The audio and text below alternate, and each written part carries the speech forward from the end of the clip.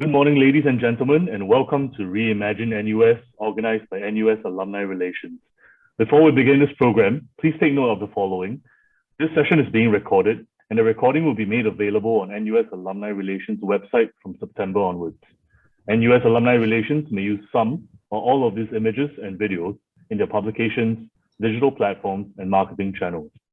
To minimize distractions, prior to the Q&A session, please keep your audio muted and use the chat panel to post any questions you might have. Your questions may be grouped with similar questions to be answered during the session. If you require technical assistance, please send the administrator a private chat message.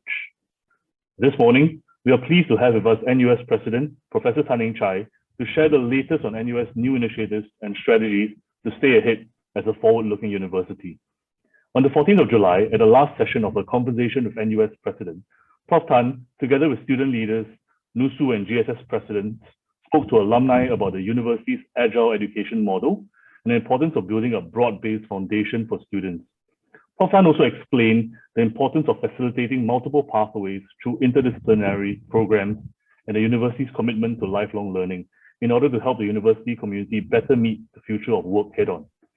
Joining him for today's discussion are panelists Dr. Intan Azura Mokhtar, member of the NUS Alumni Advisory Board, and Mr. Chiam Heeng, Vice President, the 42nd NUSSU Executive Committee. Without much ado, I will now pass the time over to NUS President to begin today's session. Prof. Tan, please. Thank you very much, Benjamin. Good morning, everyone. This is in a way a follow-up from my previous talk, but it is also somewhat independent. But first, welcome to the Cambridge Family Day. We had to have a virtual version this year as we are slowly opening up to make sure that the community stays safe. And welcome again, I think, to many of the programs that our Office of Alumni Relations have in store for you. Let me first begin by saying that we live in a world that has been described as VUCA, like volatile, uncertain, complex, ambiguous. So they use the acronym VUCA. COVID-19, which has been with us for about 18 months, have actually accelerated many of these changes. So for instance, we know that the fourth industrial revolution is upon us.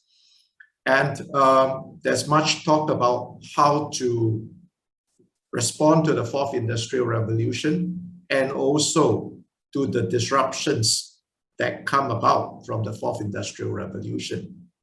With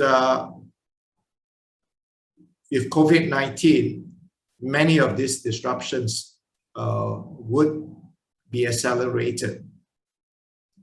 In 2018, NUS set up a program on lifelong education where we ensure that our graduates would have free access to our continuing education courses.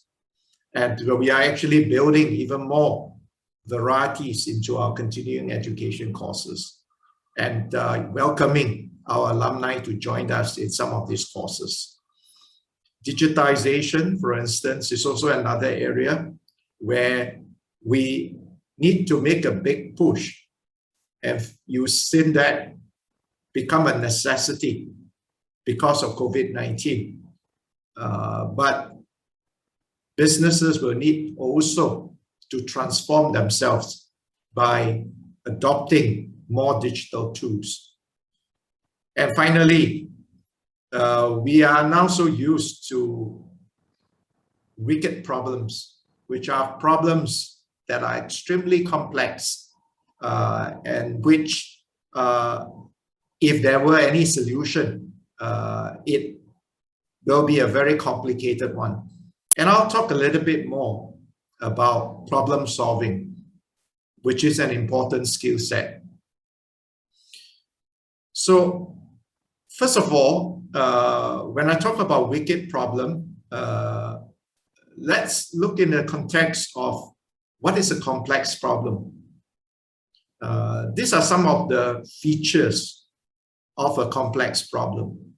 First, it has many variables, and you need to understand the variables, but there are also many connections between the variables.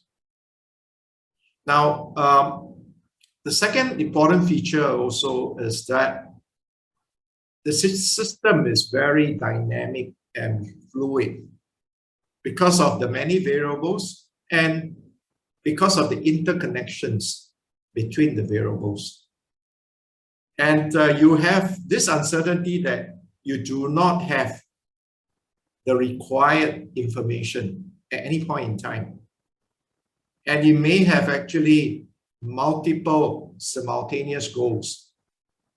And therefore, you need to understand prioritization, and perhaps you may have to compromise on some of the goals that you've set yourself.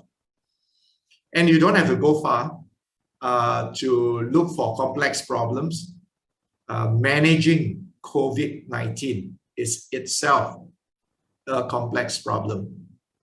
Even managing a sub-issue like getting people vaccinated is equally complex, right? And convincing people to be vaccinated using certain types of vaccine also becomes an issue, right? So these are actually many sort of easy examples, or rather straightforward examples that we are encountering that are very complex in nature. And one of the key things is that many of the problems which all of us will be engaging with, whether it be in business, in academia, or in all walks of life, right, will be complex in nature. So the complex problem solving is a very important 21st century skill set, right? And problem solving involves many aspects. First, you really have to understand the problem itself, all right? And you have to understand what influences the solution, and you need to evaluate solutions, and you also need to implement them. And the one thing that usually we see is that it involves applying knowledge and skills to real life settings. And as what has been happening, especially in the COVID-19 situation, when we were trying to grapple with the Alpha variant, then in April, the Delta variant come onto us, right, with more complexity. So the changing situations are very prevalent in complex problem solving. So a person who has this skill would be very comfortable with complexity as well as uncertainty. And this is what pushed the big educational reforms that we are pushing across the entire NUS. So what you have heard is that we have formed the College of Humanities and Social Sciences, which would admit, or which has admitted about 2,200 students this year. And our Faculty of Engineering, as well as our School of Design and Environment, students admitted this year would start with a common curriculum spanning about 1.5 years. So the diagram here shows the curriculum framework of our students. In fact, for this year, about 4,000 of them going into our 4 big faculties: Faculty of Arts and Social Sciences, Faculty of Science, Faculty of Engineering, as well as the School of Design and Environment. And all of them would have a framework as what is depicted by these 2 donuts. And you'll find that about 1.5 years would be spent on a common curriculum. And that common curriculum provides a broad intellectual foundation for our students. And you spend about another 1.5 years in a major, and you have quite a lot of freedom under unrestricted electives to choose a second major, minor, or just simply to read modules that you are interested in outside your faculty. So that's the rough curriculum structure that we have implemented starting from this month. And underpinning this would be interdisciplinarity. And this is an important concept. And this is a concept which probably is less known, but it is very important. So here in this particular diagram, the vertical bars refer to domain knowledge and skills in different disciplines. And we just use this example or this picture just simply illustrate 3 disciplines. And what you see as the essence is the synthesis and integration, which would of course build originality and creativity in terms of solution. So interdisciplinary teaching and learning involves 2 or more disciplines, and we study approaches in each of these disciplines and how they synthesize together in order to solve problems.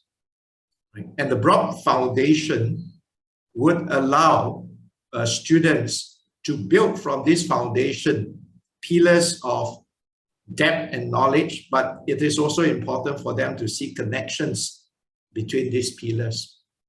And I'll try to illustrate with some examples.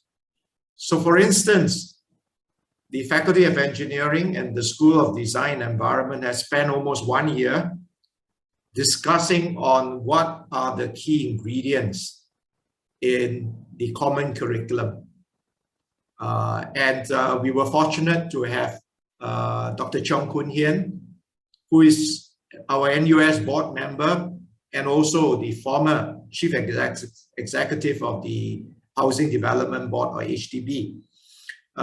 She was involved in the curriculum planning, and this is what she said. You know, after we have the full plans of the common curriculum, it's about training the next generation of engineers, right? Who can actually work collaboratively across disciplines.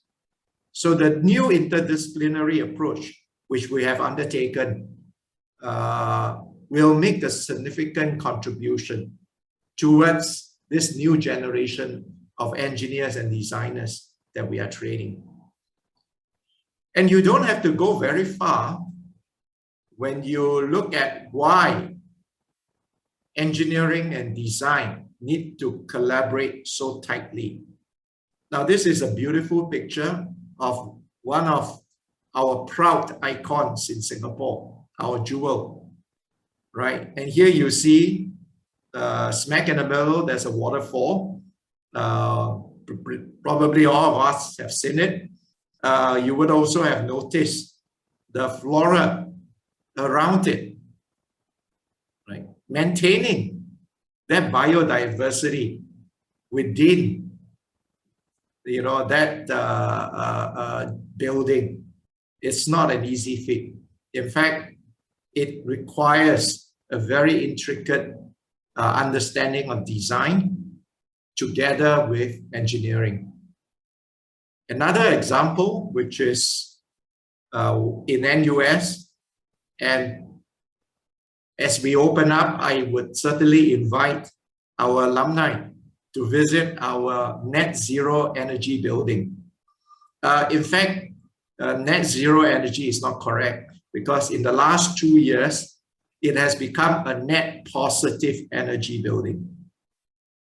In the sense that we are not tapping any energy on the grid, from the grid. It is actually supplying its own energy. And you can see from the bigger picture that it has about 1,600 solar cells on top of it, right? And in the small inset on the left-hand corner, you see a part of it where we have embedded a sort of, we had a tree as part of the environment in this net zero energy building. Now, if you look at this building, and which I would encourage you to come and visit, it is very nice aesthetically, right? And thanks to our architecture colleagues. But it also have very deep engineering. If you look at, for instance, the air conditioning system, it's meant to provide comfort at about 25 degrees.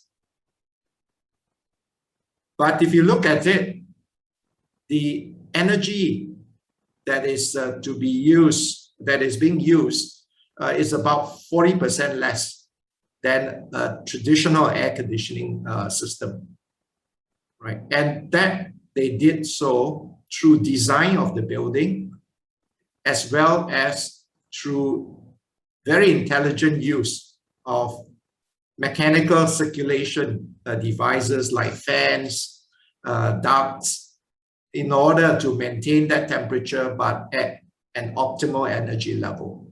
And that's just one example of how engineering and design need to be integrated.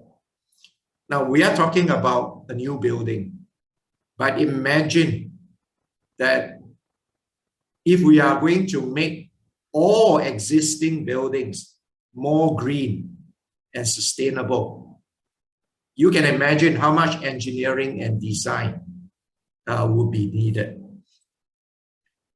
Now, one important complement and a very crucial one is how do you bring in industry experience?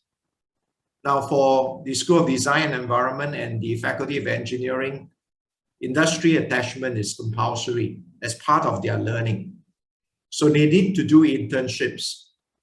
And here, we are trying to link, right, what usually happens in a university, which is, we focus a lot on the cognitive aspects, which is often passive, to the experiential, which is active. And it brings and connects different types of skill sets, from observation to immersion, from theoretical to real world, from individual to teamwork. And we think that it's important for our students to be exposed to really messy environments out in the workplace, but real life environments. So interdisciplinary teaching and learning, which is being implemented, would need this experiential learning component that, at least for one aspect, is enabled by our industry attachment programs. So this just gives you a sort of bird's eye view of what we hope to do through interdisciplinary teaching and learning. And we want to imbue our graduates with the ability to enhance their ability for complex problem solving. With these two, because they have to see multiple perspectives, it will also enhance their agility and adaptability. And we have often said that the working world outside changes very rapidly. And in order for our graduates to thrive in the fast changing world, they need to be agile, and they also need to be very adaptable. So these are what I like to convey, and I'll be happy to take on any questions. Thank you. Yeah, thank you, Prof. Tan, for sharing in detail the developments in NUS. Intan here. Just I wanted to build on 2 points that Prof. Tan mentioned earlier about the interdisciplinary learning, as well as probably to extend it a little bit more about the role that alumni can play. Yeah, putting on my hat as an AEB member. I graduated from NUS, I think almost quarter of a century back, almost 23 years ago. I was just sharing with the panel earlier that Prof. Tan used to be my lecturer back in Faculty of Science. Yeah. So I've seen the developments of in NUS over many years. For me, I graduated with a degree in physics. I ended up teaching mathematics in secondary school. I went on to do public administration and public service, and then now I'm in community development in another university. So I must say that my NUS training back then already provided that multidisciplinary approach. Because I did physics and mathematics both in NUS. But now NUS has taken it one step further to provide that interdisciplinary approach to see how the different disciplines can be better integrated and how we can draw from the experience of different disciplines rather than learning disciplines in silo. So I think that that interdisciplinary experience is crucial, is important for our graduates nowadays. And we learn, I think the opportunities that NUS has provided now will allow our graduates to network more, to learn through concrete experience, like what Prof. Tan mentioned earlier, and to work collaboratively. This is if I can just do a little bit of sharing as a faculty, is what we call the sociological imagination. This is where we link our abstract learning, our theories, together with concrete experience, and then that sociological imagination provides a richer experience for graduates to create the links between what is learned and what is applied. Yeah. The second point I'd like to build up is that on alumni. I think here I would like to also open up to our audience here. How else can our alumni contribute to the development of NUS? We already have a few approaches. One is the networks that alumni bring in, not just for our students, but also for NUS faculty, because it's also important for our faculty to stay in touch with developments in the industry. So to have that networks with our alumni is crucial. That is what is termed the pedagogy of connection. When we want to teach our students, it's not just about teaching them theories and abstract learning, but also providing that pedagogy of connection with our alumni, with our industry partners, through industrial attachments and so on. Second is through the initiatives and projects that alumni can bring in. Now we have our NUS Day of Service, we have NUS Alive, we have WOW series that we're doing. So there are many platforms in which alumni can contribute. And third, I guess another way that our alumni can contribute to the development of NUS is by being part of the continuing education development in NUS, participating in CE courses and workshops that NUS organizes. I mean, I've been a beneficiary of that. I wanted to learn more about fintech and blockchain technology, so I went to NUS and did a short course on that. So I'm really grateful for the opportunities provided to NUS alumni. But I would like to also open it up to our audience to hear from our alumni. How else can we contribute? Thank you. Oh, thank you. I could quickly jump that in and just mention that Dr. Intan is really an excellent example of a person who actually straddles so many fields. You will notice that many of our alumni actually learn interdisciplinarity themselves. It was not deliberately taught in the university, because in the university, we still teach subjects according to the disciplines, right? That's why some people have joked that universities have problems, have departments, but the world has problems. And you cannot box the problems according to the departments, because a lot of the problems, especially modern day problems, are complex. And I'm thankful that you brought up the point about how alumni can help. And you have actually put down it in 3 broad categories. In the first category, when you talk about pedagogy and connection, as alumni, please take in our students, right, to be interns, because they can learn from you, right, in terms of interdisciplinarity and the real life problems that you're exposed to. And then on the third category, which you mentioned about CET, we are also able to provide courses that introduces all of us to new skill sets, new thinking, and new knowledge, especially things like fintech, data analytics, AI. All these are very hot, evolving, and has tremendous application. Thank you. Can I invite perhaps also Heeng to comment? Thanks. Sure, thank you so much. Yeah, I mean, coming from me, I'm a current student, right? And come from the business school as currently a 4th-year student. I want to echo what Professor Tan shared with us earlier, because the need to apply what we have learned in school through professional experiences such as internships has never been more pertinent.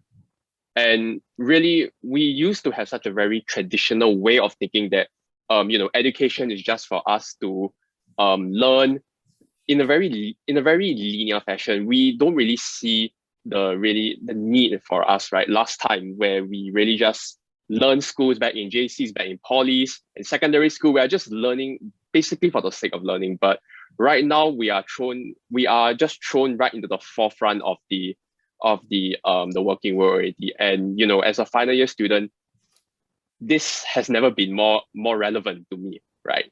And I think for me, I've taken multiple internship experiences, multiple mentorships, and I do realize that really some of the things that the business school teaches me, they are sufficient, but I would need this kind of opportunities like internships to really tie what I've learned together, right, as a very holistic package. Because in the business school, we are just exposed to so many things like accountancy, marketing, economics.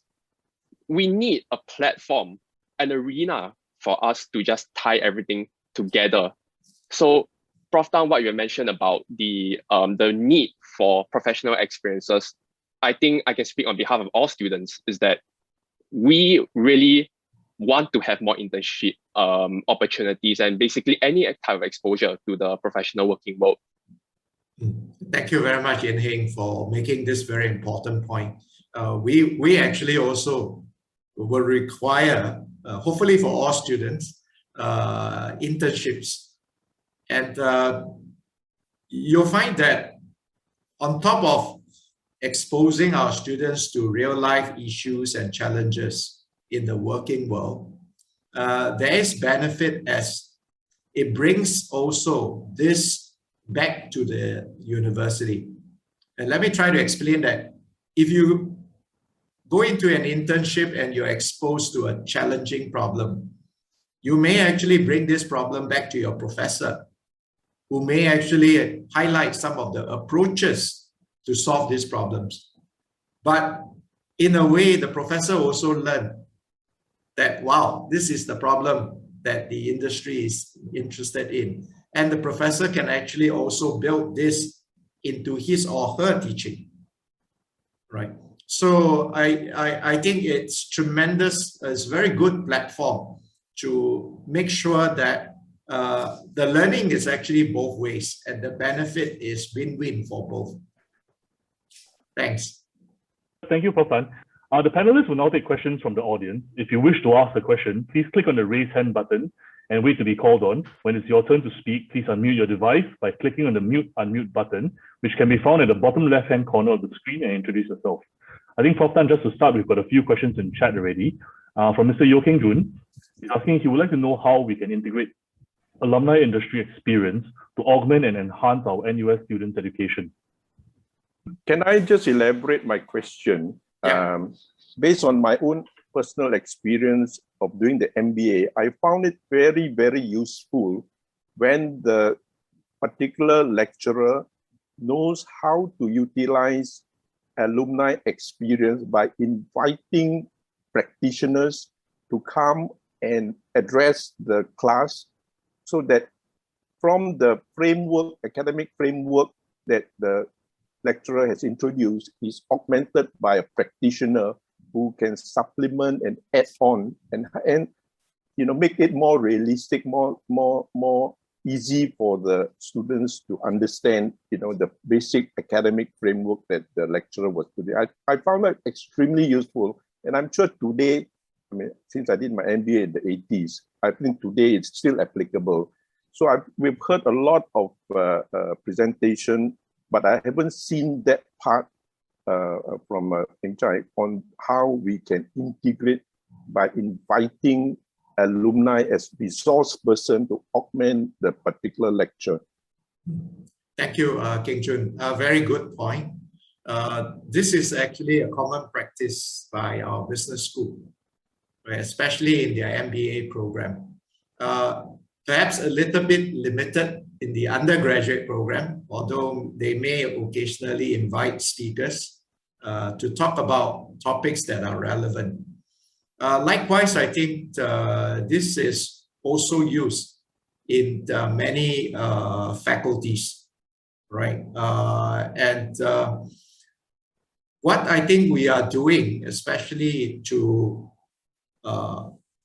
teach interdisciplinarity well, is to really form teams of practitioners with academics in order to teach them. So we have just started a module on sustainable futures, which is run by Chye, a very experienced practitioner, former CEO of PUB, and also CEO of a Center for Livable Cities. And he's now a practice professor with us at the Faculty of Engineering. And together also MBA alumni. Yes, exactly. And he is actually running this course together with Kok Ming from the School of Design and Environment and a few other colleagues. And you'll find that I've seen the lecture scheme, and they have actually invited a lot of practitioners from PUB, from HDB, to really explain to them about complex issues on the sustainability, right? And I'm sure, like for instance, one example that I thought would be very useful. Many of us actually encounter multidisciplinarity and incorporate multidisciplinarity in our work, right? If you look at the Amokyo Bishan Park, right? In the past, there was a canal, right? And civil engineers know how to build canals. And it's part of their discipline. They just have to know, okay, how big is the canal, how wide, how deep, right? They know that they need to know some geography because water will flow from high to low, right? And they need to know what's the average rainfall and so on and so forth. But when we have like freak weather events, that you have sudden downpour that is out of usual, right? And canals can also be flooded. And so what PUB came up with and NParks came up with was actually the ABC waterway, all right, where you find that this, so ABC stands for active, beautiful, clean. And that one is a very interdisciplinary project and challenge.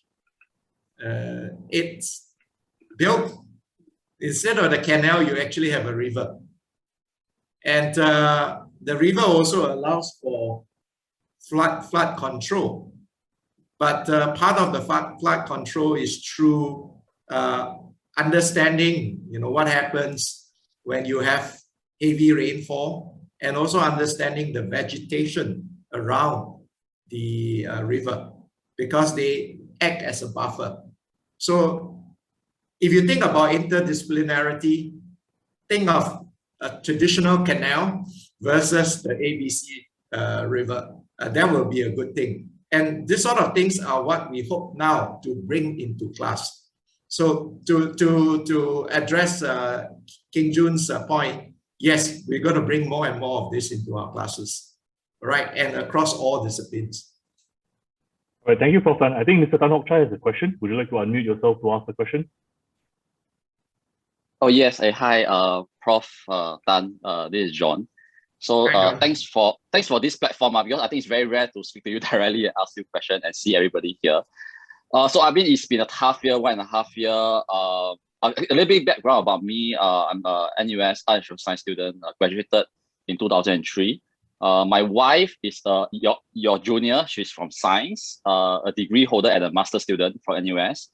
She's a teacher, teaching mathematics. I can see I have a young son now. So yeah, hi, this is Joseph. So I'm at home now. So my question will be, how do you think NUS, okay, to be more specific on alumni, because I do attend alumni events quite regularly. Last time I know when you guys have events at Fullerton, even at the NUS, and so I do attend the events quite regularly, before COVID, of course. So maybe my question would be, what do you think will be the alumni events going to be like post-COVID, especially like what we're doing now, like online, but I guess it'll be might be a bit more hybrid version, like maybe you have more physical face-to-face and a hybrid and how can we be more connected as alumni, which of course we can do it much easier last time. So what do you think will be the post-COVID alumni connection will be? Yeah, so that'll be the question. Thank you. Thank you very much, John, and thank you for joining us. You have a wonderful kid. Another one here. So we are now in this transition phase, right? And I do not want to preempt the government, but just based on what we know, especially from the experimental research that many of my colleagues are conducting, we will slowly open up, right? We will not go back to pre-COVID, all right? By doing that, it can be extra risky, but with vaccination, I think it's going to allow us more flexibility. So the first thing that I'm going to advise all of you is that if you have not been vaccinated, please go and get vaccinated. and we don't care whether what vaccine, right? As long as it's a vaccine, I think it will offer some protection. And the protection is better than no vaccine. So having actually vaccination would help us open up. At NUS, we anticipate that by the end of this month, we should be able to get more than 80% vaccinated. And I think our target is to be more than 90% vaccinated, right? If we are more than 90% vaccinated, then we can actually open up more possibilities of events. So I don't want to pre-announce this, but we're going to have a commencement. Even though we have a virtual commencement in June and July, which I think was to the disappointment to many, we are going to have in-person commencement, right? And in October. Right. So that I think we will slowly open up. We will be aligned with the recommendations of the government, and we would be able to do a little bit more, because we are quite confident that the NUS community, we can get actually 90% or more in terms of vaccinated individuals. And Heeng would tell you that all of us would have our sort of test kits, ART test kits that would enable all of us to do self-test at home. And we are implementing a surveillance testing So we already have wastewater testing in all our hostels. That's why in a few months back, we pick up a case and we test everyone in that particular hostel. We are also going to implement weekly testing for those people who are not vaccinated, and monthly testing for those who have been vaccinated. So these are some of the schemes that with testing, with very good tracing, contact tracing, we can hope to do more. Perhaps not really totally virtual, but in a way more in person, less hybrid. So, Chye, may I just chime in as well and address John's point? So, John, I think going forward, whether it's post-COVID, I don't think we will return entirely to pre-COVID. But what my team and I in alumni relations have learned over the last 18 months, when we had to pivot entirely to virtual, we have actually discovered and realized the advantage of the virtual dimension of things. So going forward, we are very clear that almost everything we will do will be in a hybrid format. There are some activities that lend itself more naturally to a larger physical participation. And there are others that lend themselves quite naturally to almost entirely virtually. So to keep the long story short, my team and I are very clear that post-COVID, almost everything we do will be in a hybrid format. It will have a physical dimension, and we will also include a virtual dimension. So I hope that almost assures you that for those who want to join us physically and are able to join us, good. If they can't, turn on their laptops and join us virtually. Thanks for that. Maybe just a quick point. Just check whether you guys will possibly organize like a Zoom networking session. I mean, that could be easy, but I don't know whether is it convenient or confidentiality. Yeah, anyway, thanks. Just to respond quickly, John, in fact, we just recently had one networking session just, I think, 3 weeks ago, and it was very well signed up. There was 100 over people who came for the session. I missed that. Okay, thank you so much. Yeah. Thank you so much. Yeah. So do look out for it. We still conduct networking session every quarter. So yeah, do look out on Alum News and Alumnet. Thank you, John. I also suggest that we try to concentrate our questions on the teaching and learning rather than on COVID-19, which I know is also one issue that concerns us a lot. All right, now keeping this in mind, we have a question from Mr. Roland Wong about there's a maximum of 2 course limit credits for lifelong learning. Are there any plans to increase this in future? Well, we have 300,000 alumni, and that will mean that we have, in principle, actually open up 600,000 alumni course modules. That's quite a lot, actually. But give us time.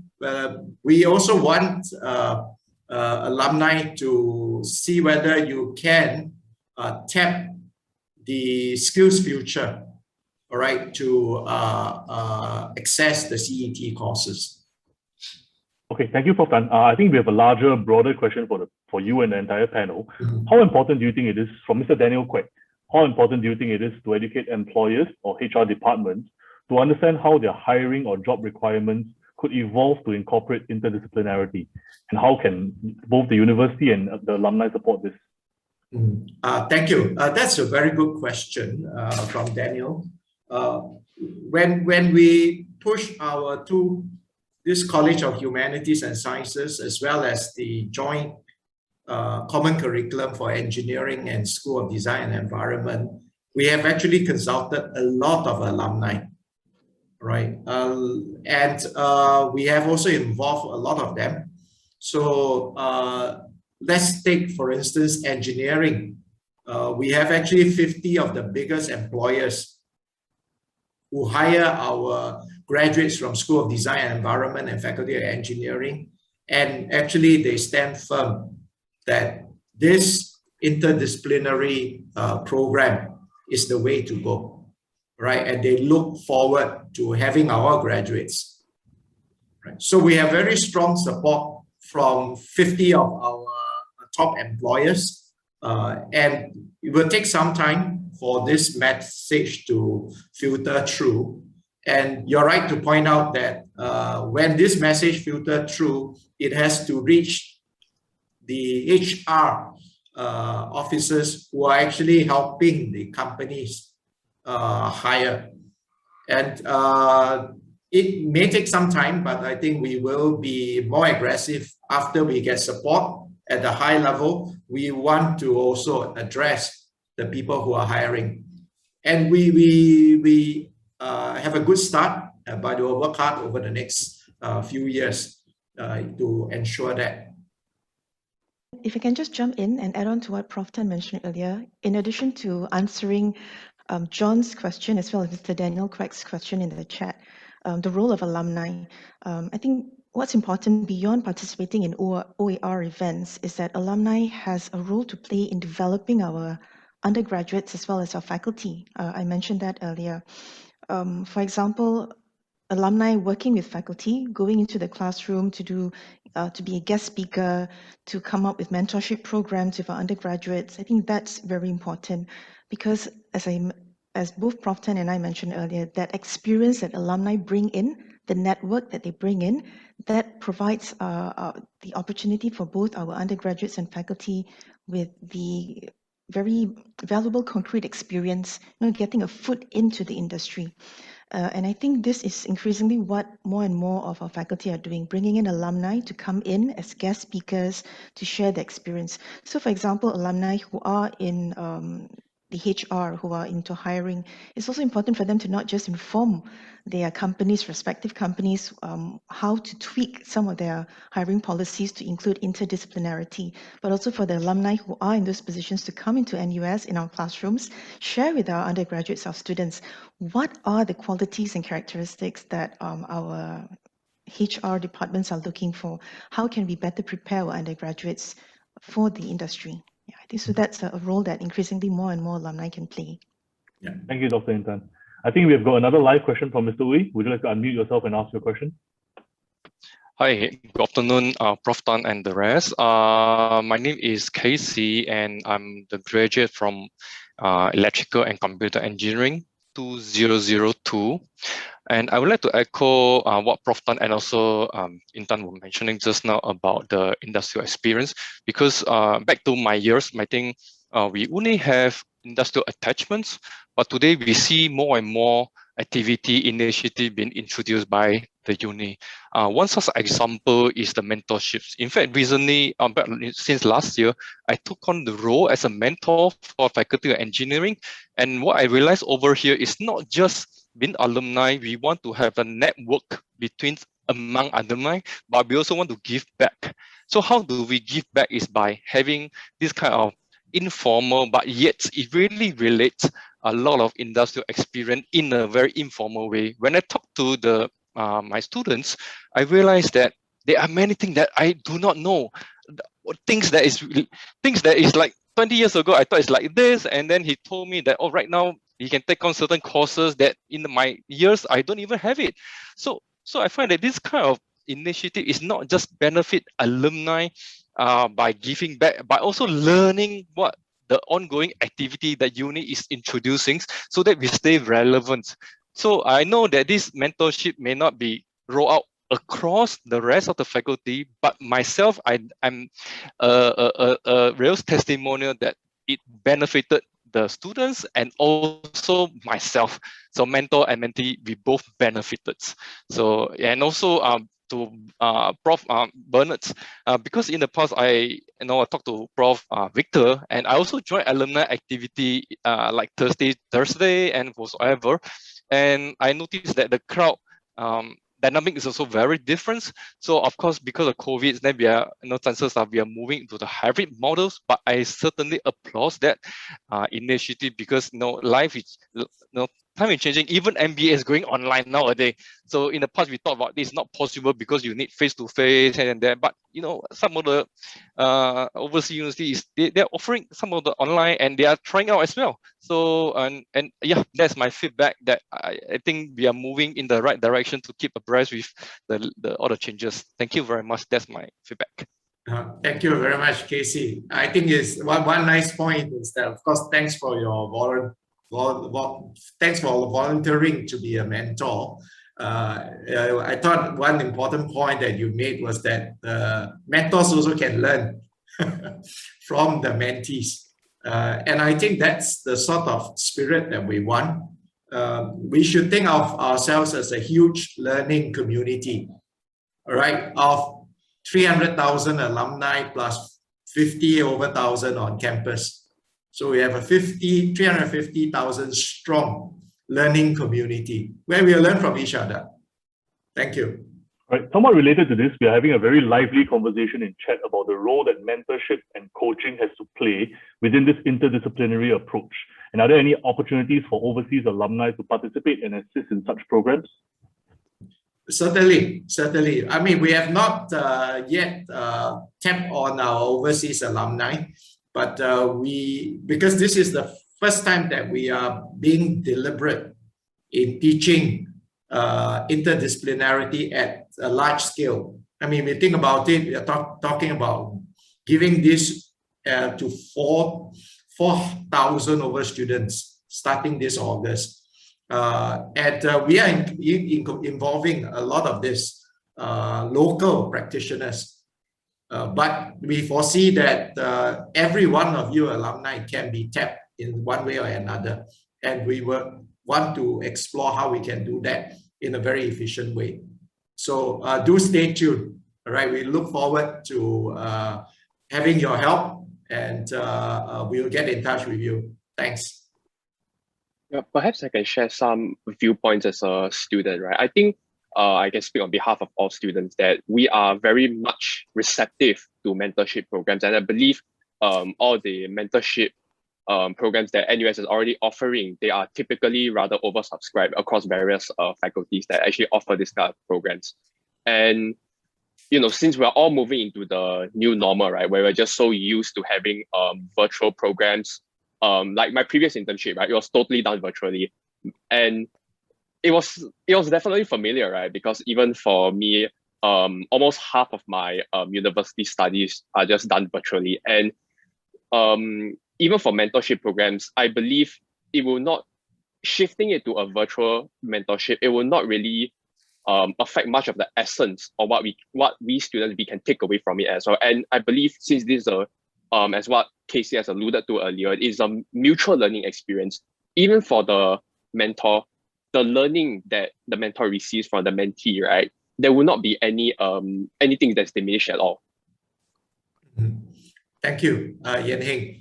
Maybe I can also make a quick point that this virtual meeting allowed a lot of convenience for many of us. It also can allow jobs to be redefined, because if you think about it, you do not have to be physically here to do a job. You can always outsource it, you know, digitally to someone who can do the job. So if you look at the future of jobs, there could be one component where you don't have to be physically there, but as long as you can do the job, as long as you can deliver, and you can always use electronic payments, then that is actually a tremendous change and can be a tremendous challenge, right? So, and this is where we will see competition coming from, right? The competition are not people who are here. The competition can be from people who are not here, but who are digitally linked to us. It's something for us to think about. And this is concerns about the future of work. Thanks. So on the topic of jobs and, you know, local jobs versus jobs from overseas, Shamima has a question about, has NUS been actively promoting the SG United program to alumni members or in overall? we have a School of Continuing and Lifelong Education. And we have been, I would say, blasting our alumni and a lot of our former participants about such programs. The thing that I would say is that nowadays, all of us are being blasted with much information, right? And we do have actually sometimes difficulty in going through all this information, unless you deliberately look for them, right? And if you are interested, I would suggest that you look at Scale, right? And Scale would have actually many of the programs, quite a lot actually done in partnership with SG United. And one particular program that we have been pushing in the last 2 years is that for our graduating batches of students, the class of 2020 and the class of 2021, we have given them actually 4 free modules. And the 4 free modules can be part of a certificate course, which can help to enhance the CV of our graduating class, right? While they are waiting for their jobs, right? So this is one sort of collaboration that we had with SG United. And of course, we have internships also with SG United. Thank you. All right, thank you so much, Prof. Tan and panel, for your insightful sharing. I think we don't want to hold up anyone else for lunch. So a big thank you to everyone for joining our Reimagine NUS, organized by NUS Alumni Relations. So lastly, Connect Us is a professional networking platform that enables the NUS community to connect with one another beyond the campus. So meet other students, alumni, share ideas, and acquire insights and opportunities. Simply scan the QR code on screen or visit connectus.nus.edu.sg to sign up and join our online community. Thank you once again for spending time with us. We will close this meeting in 5 minutes. Take care, keep well, and stay healthy.